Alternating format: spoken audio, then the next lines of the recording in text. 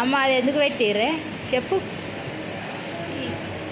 నెత్తిలా మరి ఏమన్నా గుండె పాల్ట తలకాయ పాల్ట మరి ఎక్కడన్నది తెలియదు. డాక్టర్ అడిగితే ఏర్పడుతుంది. నీకు తెలియదా? చెప్పలేదు కదా డాక్టర్ అమ్మ. అయ్యయ్యో నాన్న నీకు తెలుసానే చెప్పలేదా ఎందుకు పెడుతున్నామని? పేషెంట్లో మనం యాక్సెప్ట్ చేయాలంతే.